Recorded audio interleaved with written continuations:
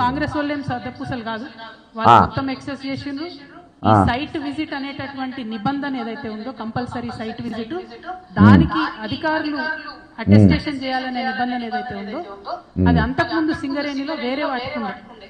అంటే coal handling units కి, coal washer units కి, కన్వేయర్ బెల్ట్స్ కి, వాటికి ఖచ్చితంగా సింగరేణిలో ఆ నిబంధన ఉండే. కానీ ఓబీకి లేకుండే, వీళ్ళు వచ్చిన తర్వాత ఓబీ కూడా పెట్టింది. సో 100% కాంగ్రెస్ వాళ్ళు తప్పు చేసి ఆ నిబంధన పెట్టడం ద్వారా గ్లోబల్ టెండర్స్ లో ఎవరెవరైతే పెద్ద పెద్ద వాళ్ళు వస్తారో వాళ్ళు ఫేస్లెస్ గా టెండర్ జరగాలనే ఉద్దేశంతో ఈ సిస్టమ్ పెడితే వాళ్ళు ఎవరో తెలవాలి కాబట్టి వాళ్ళని తెలుసుకోవడానికి కాంగ్రెస్ తప్పు చేసి డెఫినెట్ గా ఆ విషయంలో ఎక్స్పోజ్ చేయడం మంచిది బీఆర్ఎస్ పక్షంగా. కానీ అబద్ధాలు చెప్పకూడదు. అంతకుముందు ఎన్నడూ కూడా టెండర్లలో ఎక్సెస్ పోలేదు అనడం చాలా తప్పు. ఇప్పుడు ఇంకో కామెడీ ఏంటంటే గుంటనక్క గారు, అదేవిధంగా నమస్తే తెలంగాణ, అదేవిధంగా టీ న్యూస్, అదేవిధంగా కేటీఆర్ గారు, బీఆర్ఎస్ పార్టీ మొత్తం ఎంతసేపు టెండర్ ఎట్లా చేస్తున్నారంటే స్మాల్ ఫిష్ వదిలేసి బిగ్ ఫిష్ కాపాడుతున్నారు. చిన్న చేప పిల్లను పట్టుకున్నట్టు చూపించి తిమింగలని కాపాడుతున్నారు. ఈ విషయం అంతా సృజన్ రెడ్డి చూపిస్తున్నారు. ఈ సృజన్ రెడ్డి అనేటువంటి సీఎం బామ్మర్ది కాబట్టి ఈయన టెండర్లు వచ్చినాయి కాబట్టి ఈయన కోసం. ఓయ్ అమ్మా, ఏమంటుంది మేడం గారు? ఈ సృజన్ అంటే రేవంత్ రెడ్డి బామ్మర్ది అంటే ఈమె పార్ట్నర్ అని చెప్తలేదు. ఈమె పార్ట్నర్ అని చెప్పి ఎక్కడ కూడా చెప్తలేదు ఈమె పార్ట్నర్ అని. మీరు గూగుల్లో కొట్టండి సృజన్ అంటే సృజన్ నేను లిక్కర్, కవిత లిక్కర్ అని కొట్టండి, మీరు మొత్తం వస్తుంది. ఈమె పార్ట్నర్ అనేది ఆమె ఎక్కడ కూడా పెడతలేదు. అర్థమైందా? వీళ్ళిద్దరు ఆడికోర్ ఇన్ఫ్రాస్ట్రక్చర్ పార్ట్నర్స్, వీళ్ళంతా గజ దొంగలు. కింద కూడా నేను పెట్టాను చూడు, ఆడికోర్ అరాచకం అని. నా పాత వీడియోలలో పోతే ఇది కనబడుతుంది. ఈరోజు తెలంగాణలో జరుగుతున్న మాఫియా మొత్తం, తెలంగాణలో జరుగుతున్న ప్రతి కాంట్రాక్టు ఆమె ఎంత బాగా చెప్తుంది చూడండి. ఒక మామూలు మహిళ లెక్క చెప్తుండా.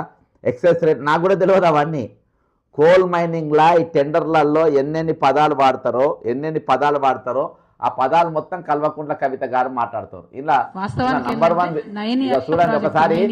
ఒకసారి కవిత గారు చిన్న చేప పిల్లకు వచ్చింది 250 కోట్ల ప్రాజెక్టు. సో ఈ 200 వాస్తవానికి ఏంటంటే నైని అనేటటువంటిది అంతకుముందు సింగరేణిలో వేరే ఒకసారి కల్వకుంట్ల కవిత గారు మాట్లాడే పదాలు చూడండి. అంటే రియల్, నేను ఇన్ని రోజులకి ఉన్నా కానీ ఆ టెండర్లు అన్నా కానీ గ్లోబల్ టెండర్లు అన్నా కానీ వాళ్ళు ఏమేమి నడుస్తుంది, ఏ విధంగా నడుస్తుంది అవన్నీ నాకు తెలియదు. ఆ టెండర్లు వేసేటోళ్ళు, చర్చలు నడిపేటోళ్ళు, అందులో పొద్దుమాపు ఉండేటోళ్ళు, అందులో డబ్బులు తినేటోళ్ళు, వాళ్ళకే తెలుస్తుంది. ఒకసారి కవిత గారు మాట్లాడే ప్రతి పాయింట్ మీరు నోట్ చేసుకొని ఆమె వాడిన పదాలు మీరు అర్థం చేసుకొని తర్వాత మనం ముందుకు పోదాం. ఇవాళ మన టార్గెట్ సృజను, బట్టి విక్రమార్క, అడికోర్ ఇన్ఫ్రాస్ట్రక్చర్, హరీష్ రావు, మళ్ళీ ఎన్టీవీ, ఏబిఎన్, ఈ 6 చుట్టూ మన స్టోరీ తిరుగుతుంది. మొత్తానికి వాస్తవం అనేది ఏ విధంగా జరుగుతుంది, పొలిటికల్ సిండికేట్ను నేను తీసుకొచ్చి మళ్ళొకసారి మీ ముందు ఆవిష్కరించే ప్రయత్నం చేస్తా.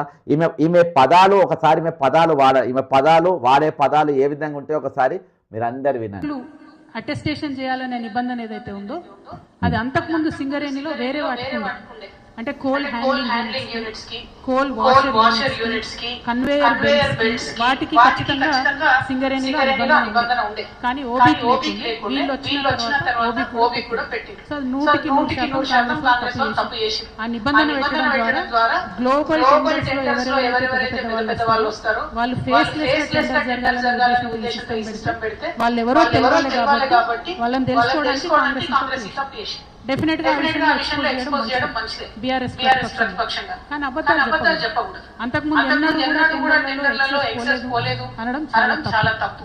ఇప్పుడు ఇంకో కామెడీ ఏంటంటే గుంటనక్క గారు, అదేవిధంగా నమస్తే తెలంగాణ, అదేవిధంగా టీ న్యూస్, అదేవిధంగా కేటీఆర్ గారు, బీఆర్ఎస్ పార్టీ మొత్తం ఎంతసేపు టెండర్ ఎట్లా చేస్తున్నారంటే స్మాల్ ఫిష్ వదిలేసి big fish కాపాడుతున్నారు.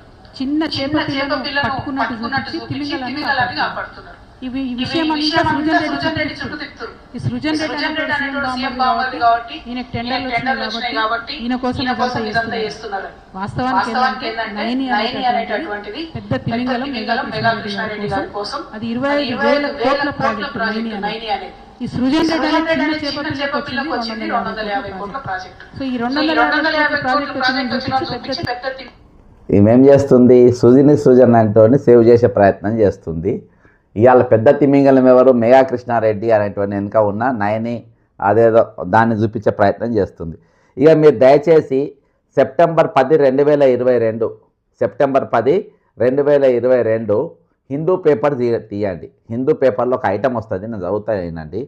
Telangana Pradesh Congress committee president A Revanth Reddy has alleged that the BJP has been throwing mud on him in Delhi liquor scam. Revanth Reddy గారు ఎందుకు స్పందించారు? ఆలోచన చేయండి. ఈయనకు సంబంధం లేదుగా లిక్కర్ స్కామ్లా, మరి రేవంత్ రెడ్డి ఎందుకు మాట్లాడుతుండ్రు?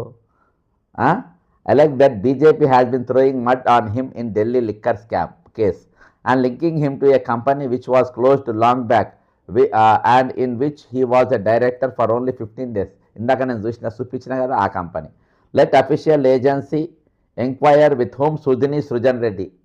ఇప్పుడు కవిత గారి నోట్లో వెళ్ళిన Sudhini Srujan Reddy. Letters official agency enquire with whom Sudhini Srujan Reddy has been in business dealings. BJP leaders are telling the same thing repeatedly.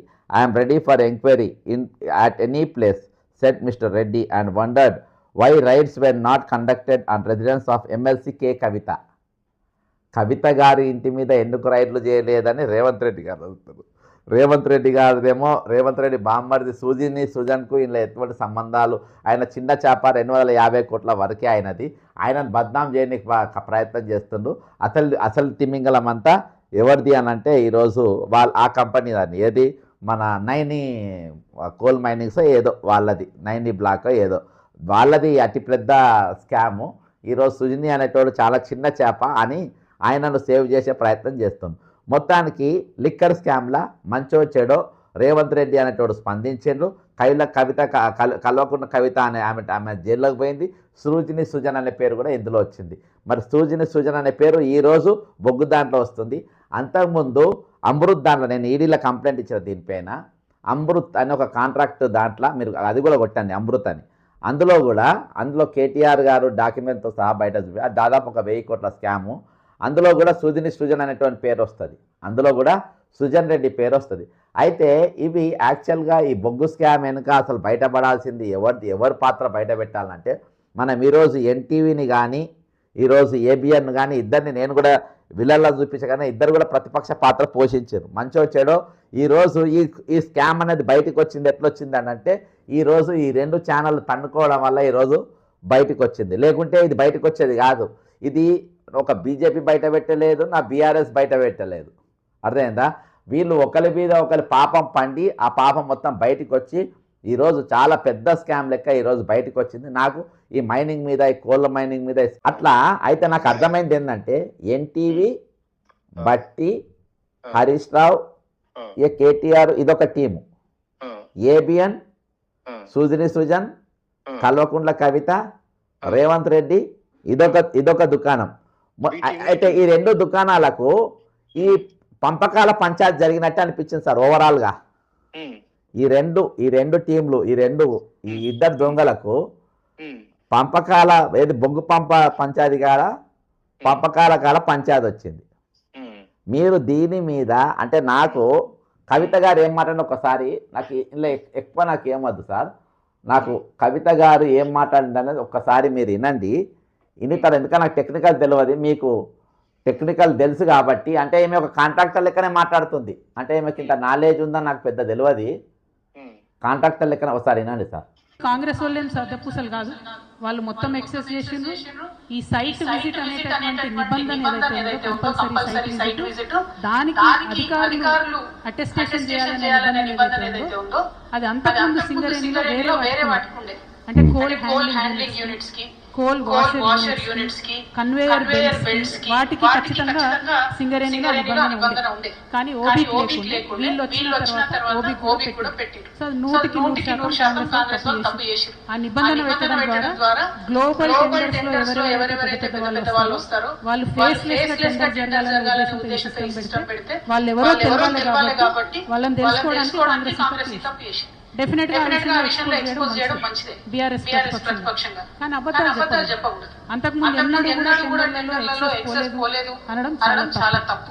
ఇప్పుడు ఇంకో కామెంట్ ఏంటంటే గుంటనక్క గారు అదేవిధంగా నమస్తే తెలంగాణ అదేవిధంగా కేటీఆర్ గారు బీఆర్ఎస్ పార్టీ మొత్తం ఎంతసేపు టెండర్ ఎట్లా చేస్తున్నారంటే స్మాల్ ఫిష్ వదిలేసి బిగ్ ఫిష్ కాపాడుతున్నారు.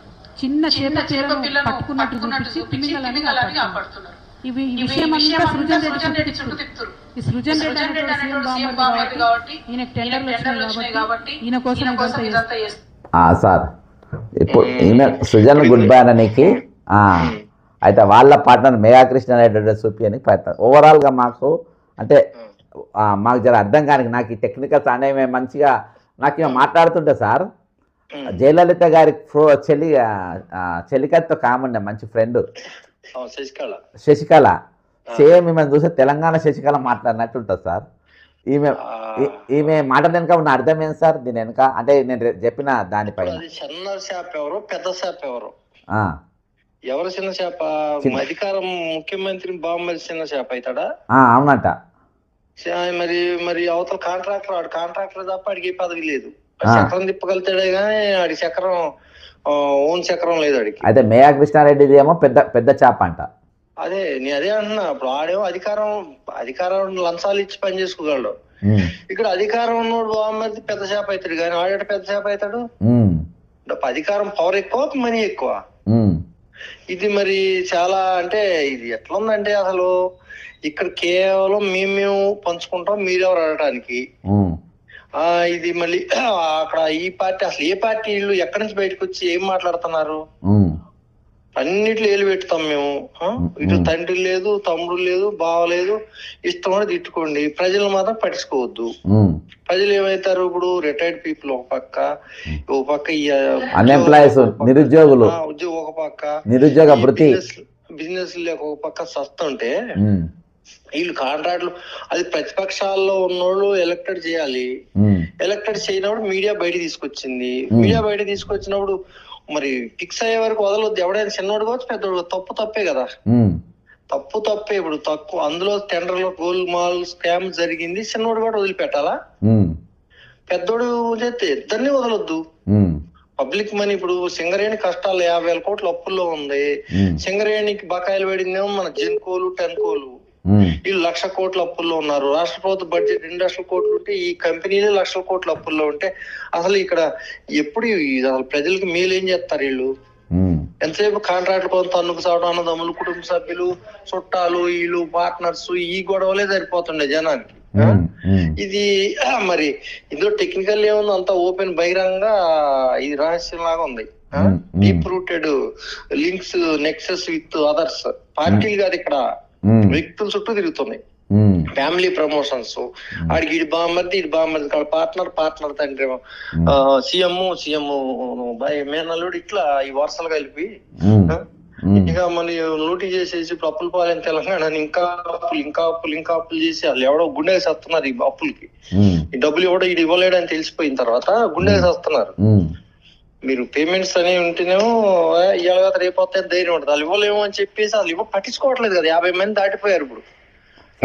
ఇప్పుడు ఏది రిటైర్డ్ పీపుల్ నిరుద్యోగులకైతే అసలు ఆశ పోయింది. వాళ్ళు తిరుగుబాటు చేసి అశోక్ నగర్ అంతా గందరగోళం చేస్తే కనపడతానే ఉంది రోజు. అంతకంటే నిరుద్యోగులు అయితే అసలు కొట్టాడే పని చేసింది. ఇక అప్పుడప్పుడు ఒక ప్రీపెయిడ్ వాడు వస్తాడు మధ్య బయటికి. నేను యాక్టివ్ అయినప్పుడు అది వీళ్ళే రేవంత్ రెడ్డి వాళ్ళు వాడిని దింపుతారు, ఓ ప్రెస్ మీట్ పెట్టిస్తారు, లోపడిపోతాడు. నిన్ననే నేను ఇప్పుడు 20,500 మంది రిటైర్డ్ అయింది కదా సార్. ఆ రిటైర్డ్ అయినా అంటే 20,500 మంది ఖాళీలు ఉన్నట్టే కదా. 20,500 ఖాళీలు ఉన్నాయి. మరి కొత్త ఖాళీలు కూడా సృష్టించాలి, ఉద్యోగాలు. ఆల్రెడీ ప్రియాంక గాంధీ గారు 2 లక్షల ఖాళీలు ఉన్నాయని ఆల్రెడీ చెప్పింది కదా ఆమె. ఒకసారి వినండి సార్, ప్రియాంక గాంధీ చెప్పింది వినిపిస్తాను మీకు. मानसिक पेंशन मिलेगा, 2 लाख सरकारी पद है उनको हम एक साल के अंदर भरेंगे और बेरोजगार युवाओं को 4,000 रुपए प्रति माह. ఇగో విన్నారా సార్? ప్రతి నెల 4,000 ఇస్తాము, 2 లక్షల రూపాయలు, 2 లక్షల పోస్టులు సంవత్సరం లోపల. మళ్ళీ ఇలా ముఖాలు కూడా కనబడతలేవు ఇక్కడ. అదే ఎవడో రాజకీయం అదే వెళ్ళిపోయారు టూరిస్టులు. టూరిస్టు టైం పాస్ వచ్చేవాళ్ళు తప్పితే ప్రజల పట్ల బాధ్యత లేకపోతే చెప్పిన మాట పోషించుకోవటం. ఇప్పుడు ఇక్కడ జనం పిచ్చోళ్ళు కాదు, వీళ్ళకంటే తెలివైన వాళ్ళు అనేది వీళ్ళకి తెలియదు. సార్ మీకు ఒక న్యూస్ చదివి వినిపిస్తా. ఒక న్యూస్ అంటే మీరు కొంచెం వెనకకు పోవాల్సి వస్తుంది. అది ఏందనంటే ఒక్కసారి సార్, యాదాద్రిలో డిప్యూటీ సీఎం బట్టి విక్రమార్కను సీఎం రేవంత్ రెడ్డి పక్కన కూర్చోబెట్టకుండా కింద కూర్చోబెట్టారని కాంగ్రెస్ పరిష్కృత నేత బక్క జెర్సన్ సంచలన ఆరోపణ చేసింది. ఇక్కడ వరకు ఓకే. గాంధీ భవన్లో జరిగిన సమావేశంలో వ్యాఖ్యలు చేస్తూ దీన్ని బట్టి బట్టిని అవమానించారని బక్క జెర్సన్ అన్నారు. ఇది అయిపోయింది. ఇక దీని మీద బట్టి విక్రమార్క నిన్న బాగా నాకు ఆత్మగౌరవం ఉంది, గాడిది ఉంది, సుదీర్ఘ ప్రయాణం అని ఇచ్చింది కదా సార్. ఇక ఆయన ఏం చెప్పిండో వినండి ఇక్కడ. అయితే నేను ఫోటో కూడా పెట్టా స్క్రీన్ మీద. తాను గౌరవంగా కూర్చున్నానని ఈ ఆరోపణలు బక్క జెర్సన్ మన బట్టి విక్రమార్క స్పందిస్తూ తాను గౌరవంగానే కూర్చున్నానని, తన ఆత్మగౌరవానికి ఎవ్వరికి తక్కువ కాదని, ప్రోటోకాల్ ప్రకారం పనులు జరుగుతాయని కొట్టి పారేసినట్టు చెప్పింది. అప్పుడు ఎందుకు మరి ఆత్మగౌరవం ఎందుకు గుర్తు రాలేదు? ఎందుకంటే అప్పటికే పైసల సంపాదన మొదలు కాలే కదా సార్. సర్దుకుపోయే ధోరణి అనేది అక్కడ ఉంది. కాంప్రమైజ్ స్క్రీన్ లా కాంప్రమైజ్ అయ్యి సంపాదించుకోవచ్చు. ఇప్పుడు కూడా మీకు వ్యతిరేకం ఎక్కడ ఉంది? ఇప్పుడు కూడా గవర్నమెంట్ వ్యతిరేకించట్లేదు కదా. అవును. ఇప్పుడు బయట పెట్టాడు. ఇప్పుడు తోటకోడలు మొగుడు కొట్టిన కంటే తోటకోడలు చూసిందని కోపం వచ్చిందండి వెనకటి వరకు. ఇప్పుడు రాధాకృష్ణ బయట పెట్టాడని అక్కసే కనపడడం తప్ప ఇది జరిగిన కుట్ర ఎవరిది, ఇందులో ఏం జరిగింది అనేది మాకు బాధ లేదు. మేము ఇందంతా కూడా టీఆర్ఎస్ గవర్నమెంట్ నుంచే స్టార్ట్ అయింది అని అక్కడ క్లుప్తంగా చెప్తున్నారు. కానీ ఇక్కడ మాకు జరిగింది ఏంటంటే ఈ కుంభకోణం గురించి నాకు రాసిస్తే లెటర్ నేను చూసుకుంటా కదా. నీకు లెటర్ రాయడం మీద సుమోటో చూసుకో నువ్వు మంత్రి సార్. అది సార్ వాళ్ళ మొత్తం ఫిక్సింగ్ సార్. ఇక్కడ 2 గ్రూపులు వినిపించినాయి కదా సార్. ఎన్టీవీ హరీష్ రావు, బట్టి విక్రమార్క, దానిగా పెద్దలు కవిత, సుజను, ఏబిఎన్. ఇది ఈడ పంపకాల కాల పంచాయతీ సార్. వీళ్ళ పంచాయతీ సార్, వీళ్ళ పంచాయతీ రిటైర్డ్ ఉద్యోగుల బకాయిలు ఇయ్యనికి రాలేదు. వీళ్ళ పంచాయతీ నిరుద్యోగుల ఖాళీలు నింపాలనే పంచాయతీ రాలే. 4000 బృతికాల పంచాయతీ రాలే. వీళ్ళ బొగ్గుకాల పంచాయతీ వచ్చింది. అదే సార్, బొగ్గుకాల పంచాయతీ వచ్చింది కాబట్టి బొగ్గుకాల పంచాయతీ వచ్చింది. కాంట్రాక్ట్ కాల పంచాయతీ వచ్చిందంటే పంపల కానే పంచాయతీ. అది అసలు వీళ్ళు అంతర్జాతీయ ఇంటర్నేషనల్ క్రిమినల్స్ అనొచ్చు రకంగా. ఎందుకంటే ఈ రాష్ట్రంలో చేశారు, ఢిల్లీలో చేశారు నేరాలు, ఇప్పుడు ఒరిస్సాలో చేస్తున్నారు, రేపు జార్ఖండ్, ఛత్తీస్గఢ్ లో చేయొచ్చు, ఆ తర్వాత ఇప్పుడు వెళ్ళి స్విట్జర్లాండ్ బ్యాంకుల్లో చేయొచ్చు. రేవంత్ రెడ్డి మన ఆయన ఫైనాన్స్ మినిస్టర్ అన్నాడు కదా సార్, ఏది స్విట్జర్లాండ్కి అదే డావోస్కి వెళ్ళి ₹1,00,00,000 వస్తున్నాయని అన్నాడు కదా. అది ఉత్తిదేనని అన్నాడు ఆయన. పెట్టుబడులు లేదు, అది లేదు, ఇదంతా రాసి అక్కడ నుంచి అది ఎందుకు అక్కడ వరడ వదిలి అది అసంతృప్తి డిసెంట్ వరడ వదిలి తర్వాత ఇందులో కోల్ స్కామ్ లోకి వచ్చాడు. అది ఎంతసేపు మీడియా హౌస్ మీద పడుతుంది. మీడియా హౌస్ తప్పుడు అవ్వచ్చు కానీ ఇది మాత్రం వాస్తవం ఉంటే వాళ్ళ తప్పు ఎందుకు అవుద్ది సార్? ఈ పంచాయతీ అవడు తెలంగాణ ప్రజలకు మంచిదైంది సార్, చాలా మంచిది. ఎందుకు చెప్పాలన్నా దొంగతనం బయటకు వచ్చింది కదా. అదే అలర్ట్ గా వాచ్ డాగ్ లాగా వాచ్ డాగ్స్ ఉంటేనే ఇంత చేస్తున్నారు వీళ్ళు.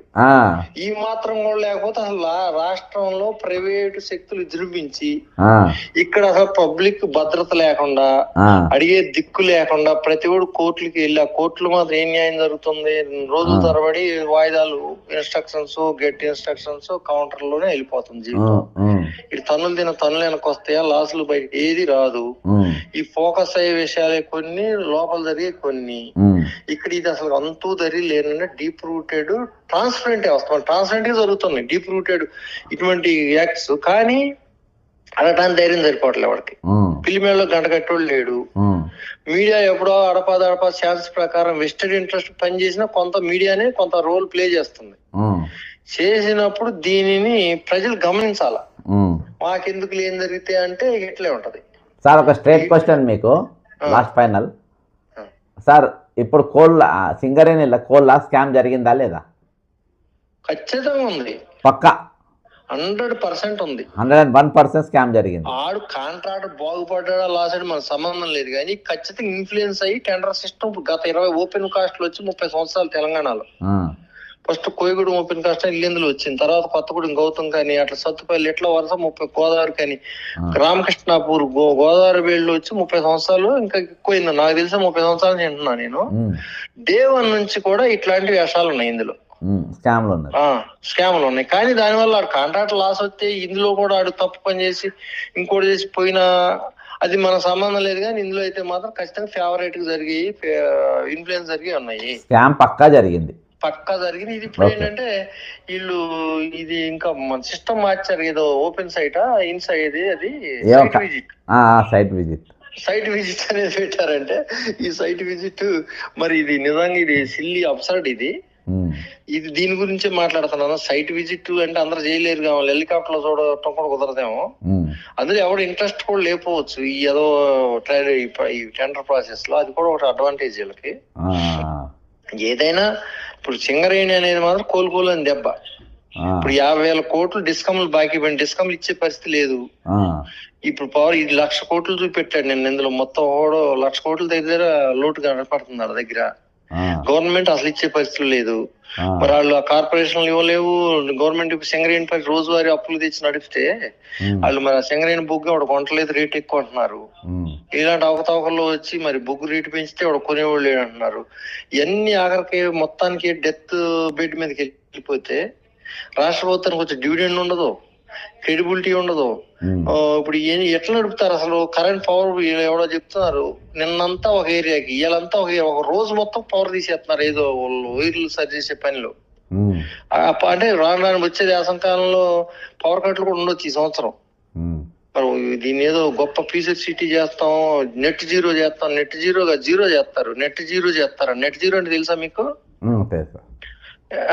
మొత్తం అదే గ్రీన్ పవర్, సోలార్ పవర్ తీసుకొచ్చి అది నెట్ జీరో ఏమో కానీ జీరో చేసినట్టు ఉన్నారు. జీరో అయిపోయింది సార్, జీరో తెలివి తక్కువ జీరో చేసేసి జననెత్తిని చేతులు పెట్టేస్తే ఆగిలు నిద్రపోయేటట్టు ఉన్నారు. ఎవడేమో బ్రాంచ్ షాప్ మూసేయమంటాడు, ఒకడేమో 24. మంచి ప్రోగ్రామే కదా సార్. ఇప్పుడు పొద్దున్న లేచి తాగుడు నేను 100% దాన్ని సమర్థిస్తా. కానీ ఒకడే ఎందుకు చేయాలి? అది అందరూ చేయాలి కదా. అందరు ఎమ్మెల్యేలు అధికార పార్టీ వాళ్ళు నిర్ణయం తీసుకోవాలి కదా. అందరు చేయాలి. నేను అందరు ఫాలో కమ్మని తీర్మానం కోమరెడ్డి రాజగోపాల్ రెడ్డి మంచి పని చేసిండు, అందరు ఫాలో కమ్మని చెప్తున్నాను నేను కూడా. ఫాలో అవుతారా? కారు ఎందుకైతే గంటలో సార్ ఒక్కడైతే మొదలు పెట్టిండు కదా. నేను ఇప్పుడు అసలు ఈ టెండర్ లో ఈ లాటరీలే తప్పు అని చెప్తా సార్. ఇంకొకటి అడుగుతున్నా సార్, ఇక అది వదిలేద్దాం మళ్ళా. సార్ ఇప్పుడు చీఫ్ సెక్రటరీకి విల్లా నంబర్ 42 గ్రీన్ విల్లాస్ లా ఇచ్చిండ్రు, నా దగ్గర ఫోటో ఉంది, వాళ్ళ ఇంటి ముందు వీడియో చేసిన. ఇప్పటి వరకు చీఫ్ సెక్రటరీ దీని మీద ఖండిస్తలేడు, స్పందిస్తలేడు, కనీసం నా మీద కేసు కూడా పెడతలేడు సార్. అంటే ఇప్పుడు ఆయన విల్లా అంటే ఆయన దాన్ని ఒప్పుకున్నట్ట. అంటే మొన్న అక్కడ ఎవరో ఐఏఎస్ మీద ఏమో అంటే ఆమెకు ఆత్మగౌరవం దెబ్బతిన్నదని నా కేసు పెట్టిండు. మరి నా ఇంటి ముందు పోయి నేను వీడియో చేస్తా, నా మీద ఎందుకు కేసు పెడతలేడు సార్? అంటే ఆడదైతే పెట్టాడు మగోడు కదా. ఇంకోటి ఏంటంటే ఆ విల్లా ఇప్పుడు మనం ఖచ్చితంగా వెళ్ళి చేసినప్పుడు మనం ఇప్పుడు ఆయన అడ్మిట్ అయినట్టు అనుకోవచ్చు, లేకపోతే ఏమి కాదులే నాకనే ధైర్యం ఉండొచ్చు. మంచోడు కాదు సార్. నేను ఇప్పుడు అంత మంచోని పైన నేను ఆరోపణ చేసినా కదా సార్, నన్ను జైల్లో పెట్టాలి కదా సార్. జైల్లో ఎక్కడ పెడతారు? ఇప్పుడు ఆయన ఉన్నది ఇందులో అద్దాల మేళలో. అద్దాల మేళలో ఉండి రాళ్ళు ఇసరలేడు కదా ఎవడో. అప్పుడు ఆడికి ఒక రాయి తగిలితే మొత్తం కొలాప్స్. అందుకని కూడా అప్పుడు వాళ్ళు ఎక్స్టెన్షన్ సర్వీస్ లో ఉండి ఇప్పుడు అట్రాక్ట్ అవ్వడు కదా. ఇప్పుడు ఒకరితో పెట్టుకునే ధైర్యం ఉండదు. ఎట్లయినా 4 రోజులు కళ్ళు మూసుకుంటే కాసేపు తల ఉంచుకుంటే జీవితాంతం తలెత్తుకోవచ్చు అని ఒక సామెత ఉంది. అది ఆ బాణి అలవాటు పడ్డారు వీళ్ళు. హుజూర్ అని చక్ర ఎక్స్టెండ్ తీసుకుంటారు సార్. ఇప్పుడు నాకు డాక్యుమెంట్ చూపించిన, ఇప్పుడు డాక్యుమెంట్ ఇంతకు ముందే నేను చూపించిన అంటే ఈ సృజన్ రేవంత్ రెడ్డి ఇప్పుడు డాక్యుమెంట్ స్క్రీన్ మీద పెట్టిన సార్ మీకు. నేను ఇది 5 years బ్యాక్ పోస్ట్ చేసిన, అంటే కేటీఆర్ వ్యతిరేకంగా పోస్ట్ చేసిన. చూసిందా సార్? ఇందులో రేవంత్ రెడ్డి, కల్వకుంట్ల కవిత, సృజన్, మందుల ఆమె వీళ్ళందరూ కూడా అడికోర్ ఇన్ఫ్రాస్ట్రక్చర్ లో వీళ్ళు పార్ట్నర్స్. ఎక్కడ ఉంది ఇది? అడికోరు కన్స్ట్రక్షన్ చేసిందా ఒక పేపర్ కంపెనీయా, షెల్ కంపెనీయా? పెట్టింది సార్ రిజిస్ట్రేషన్, బాధాత రిజిస్ట్రేషన్ అయింది. ఇప్పుడు లైన్ ఆఫ్ యాక్టివిటీ కన్స్ట్రక్షన్ అని పెట్టిన తర్వాత ఏం లేదు సార్, ఇది ఏం లేదు అడ్డం పెట్టి అన్ని సెటిల్మెంట్ డబ్బులు ఇప్పుడు పొలిటికల్ గా వచ్చిన కరెక్టెడ్ మనీని ఇన్వెస్ట్ చేసుకొని ఇందులో వెయిట్ చేసుకుంటారు. అప్పుడు గంటే వైడ్ చేసుకోనికి 2016 ముందు ఇంత రెస్ట్రిక్షన్ లేవు క్యాష్ మీద. ఇప్పుడు కరెక్ట్. 16 తర్వాత టైట్ అయికుంటూ వచ్చింది కానీ క్యాష్ ట్రాన్సాక్షన్స్ అప్పుడు ఏముంది, ఎంత అంటే అంత తీసుకొని తిరిగేవాళ్ళు. ఈ లంచాల సొమ్ములు తీసుకెళ్లి కంపెనీలో పెట్టి సైఫర్ మనీని తీసుకెళ్లి కంపెనీలో పెట్టి వైట్ చేసుకునేవాళ్ళు. White wash laundering. అప్పుడే మనీ లాండరింగ్ కూడా సీరియస్ గా వచ్చింది. అప్పుడు వీళ్ళు అట్లాంటి పనుల కోసం పెట్టిన కంపెనీ నిజంగా ఇదేదో ఒక బిజినెస్ గోల్ తో పనిచేసింది అనేది చూడండి. ఇప్పుడు యాక్టివ్ గా ఉందా? లేదు, ఇప్పుడు రేవంత్ రెడ్డి వెళ్ళిపోయాడు. 15 రోజులు రేవంత్ రెడ్డి పోత వాళ్ళ బామ్మర్ది కానీ పెట్టిపోయాడు. అదే ఇప్పుడు సుజన్ అంటే పెట్టిపోయాడు. కంటిన్యూ ఉన్నట్టుంది ఇప్పుడు. డైరెక్టర్స్ కంటిన్యూ కంపెనీ అది ఇప్పుడు బీజేపీ వీళ్ళంతా కూడా కదా సార్, ఏకంగా కార్పొరేట్ సైట్లకి వెళ్ళి లెఫ్ట్ చేసింది అప్పుడే.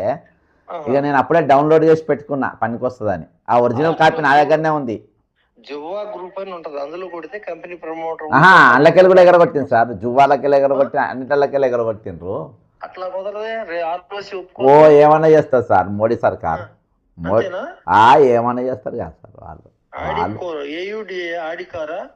అవును సార్, అడికోర్ ADICOR మీకు పంపిస్తా, వాట్సాప్ లో పంపుతా. Okay sir. సరే సార్, నేను మళ్ళీ చేస్తా. Thank you. ఇది 101% బొగ్గుల స్కామ్ జరిగింది అని అడ్వకేట్, అంతేకాకుండా మైనింగ్లో మంచి పట్టున్నటువంటి కోటగిరి అశోక్ కుమార్ గారు చాలా స్పష్టంగా చెప్పిండ్రు. ఈరోజు వీళ్ళ గొడవ, వీళ్ళ పంచాయతీ పంపకాల జరిగింది. పంచుకునే కాడ వీళ్ళకి గొడవ అయింది. వర్కులో పంచుకునే కాడనే వీళ్ళకి పంచాయతీ అయింది. దాంతోనే రోడ్డు మీద పడ్డరు. మీడియా 2 ముక్కలు అయిపోయింది. ఈ మీడియా 2 ముక్కలు అయిపోయింది. గ్రూపులు 2 గ్రూపులు అయినాయి. కానీ ఏ రాత్రి అయినా ఏ టైం ఉన్నైనా వాళ్ళందరూ ఒకటవుతారు. ఖచ్చితంగా అడికోర్ మీడియా అంతా కూడా మన వీడియో పూర్తిగా చూస్తారు. నా వీడియో ఇప్పుడు 50 మంది లైవ్లు ఉంటే 50 మందిలా రేవంత్ రెడ్డి గారు వేరే పేరుతో చూస్తారు, కల్వకుళ్ళ కవిత చూస్తుంది, సుజన్ గారు చూస్తారు, సుజన్ గారు చూస్తారు. వానికి మర్యాద ఇచ్చేది. ప్లస్ ఈయన కూడా చూస్తారు, ఎవరు మిస్టర్ హరీష్ అన్న కూడా. దాదాపు ప్రముఖులందరూ కూడా లైవ్లలో ఉన్నారు. కాబట్టి ఈరోజు వీళ్ళ గొడవ రిటైర్డ్ అయిన వాళ్ళ కోసము, నిరుద్యోగుల అయిన కోసము, లేకుంటే వీళ్ళ మీద స్టోరీలు రాసిందనో, వీళ్ళకి నౌకర్లు ఎందుకు ఇస్తలేనో స్టోరీలో ఏ ఛానల్లో రాయాలి, ఎవరు కూడా రాయాలి. వీళ్ళంతా కాంట్రాక్ట్ల పైన వీళ్ళపైనే నడిచింది. కవిత కూడా బయటికి వచ్చి సుజన్ను కాపాడే ప్రయత్నంలో ఉన్నాడు. ఈరోజు అడ్వకేట్ గారు ఒక మంచి పాయింట్ చెప్పారు. రేవంత్ రెడ్డి బామ్మర్ది అనేది పెద్ద చేపనా చిన్న చేపనా? రేవంత్ రెడ్డి బామ్మర్ది అంటే పెద్ద చేపనే. ఆపోజిషన్లో బీఆర్ఎస్ ప్రభుత్వంలో ఉన్నప్పుడే ఒక ఊపు ఊపిండు ఆయన. కల్వకుంట్ల కవితను అడ్డం పెట్టుకుని ఒక ఊపు ఊపిండు. ఇవాళ కూడా రేవంత్ రెడ్డి, కవిత, సుజన్ స్టాప్. మనం అనుకుంటాం పక్కన రోహిన్ రెడ్డి ఉంటాడు, ఆయనది హవా, ఈయనది హవా, ఫహీంది హవా, లోయింది హవా. ఎవరిది హవా ఏం లేదు. ఒరిజినల్ ఈ ముగ్గురు గ్యాంగ్. కాకపోతే కవిత అనేటోనికి, ఫహీం అనేటోనికి వీళ్ళంతా వేరే గాన భజన కార్యక్రమాల అరేంజ్మెంట్స్ వీళ్ళవి ఉంటాయి. కానీ టెంట్లో గిన్నె లేపించే కానీ ఒరిజినల్గా మాత్రం పైసల అనుబంధం మాత్రం వీళ్ళది కీలకమైన పాత్ర, వీళ్ళది కీలకమైన రోల్. కాబట్టి తెలంగాణ సమాజమా, మనం ఎక్కడున్నాం ఈ తెలంగాణలో? మన పాత్ర ఏమున్నది? మనం ఏడ నిలబడ్డాం? మనతో ఎవరు నిలబడ్డారు?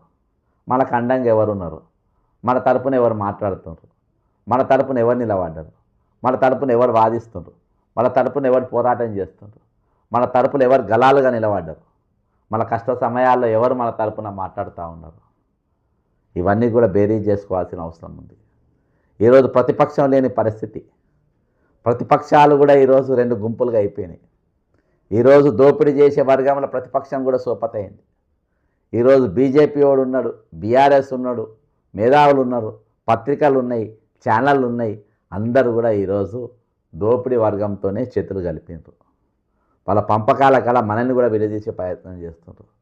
తెలంగాణ సమాజం ఎవరితో పోయే అవసరం లేదు, దేన్ని ఖండించే అవసరం లేదు, ఎవరి దిష్టి బొమ్మలు కాలబెట్టాల్సిన మనకు అవసరం లేదు. వాళ్ళు తన్నుకుంటారు, ఒకళ్ళు మిగులుతారు. మిగిలిలోని తెలంగాణ సమాజం తన్నాలి. అప్పటిదాకా మనం ఎవరి గురించి మాట్లాడాల్సిన అవసరం లేదు. ఎందుకంటే మన గురించి ఎవరు ఆలోచన చేస్తలేడు. ఎవరి మీద మనం దయాదాక్షిణ్యాలు చూపించే అవసరం లేదు.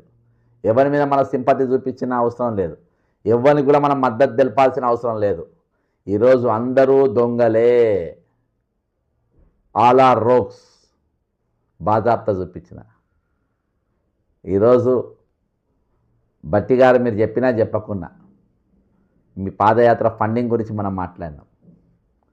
ఈరోజు 2 మీడియా 2 పొలిటికల్ పార్టీలు, అందులో వీళ్ళందరి మధ్యలో వచ్చిన చీలిక దేనికోసము అనేది మనం స్పష్టంగా చర్చించాం. ఈరోజు తెలంగాణ దోపిడీ గురవుతున్న సమాజం ఎక్కడ కనబడతలేదు ఇక్కడ. కాబట్టి ఈరోజు మనం ఎక్కడ ఉన్నామనే ఆలోచన మనం చేయాల్సిన బాధ్యత మన పైన ఉన్నది. మరివిడత ఉద్యమం ఖచ్చితంగా జరగాల్సిన అవసరం ఉంది. కానీ ఇది సమయం కాదు. టైం వచ్చినప్పుడు మనం చెప్దాం. అప్పటి వరకు రిటైర్మెంట్ ఎంప్లాయీస్ ఎంబడి, ఈరోజు నిరుద్యోగులు ఎంబడి, ఈరోజు ఈపీఎస్ 95 పెన్షన్ వాళ్ళ ఎంబడి వీళ్ళందరికీ మనం మద్దతుగా నిలబడాలి. వాళ్ళు ఎక్కడ ధర్నా చేసినా, ఎక్కడ నిరసన తెలిపినా వాళ్ళకు మనం మద్దతుగా ఉండాలి. వాళ్ళ హైదరాబాదితులో కానీ, ల్యాండ్ ఎక్వేషన్ల భూమి కోల్పోతున్న వారే కానీ, దోపిడీకి ఎవరు గురైనా వాళ్ళ తరపున నిలబడాల్సిన బాధ్యత మన పైన ఉన్నది. ఈరోజు ఇంకోటి అవుట్ ఆఫ్ సబ్జెక్ట్, ఈరోజు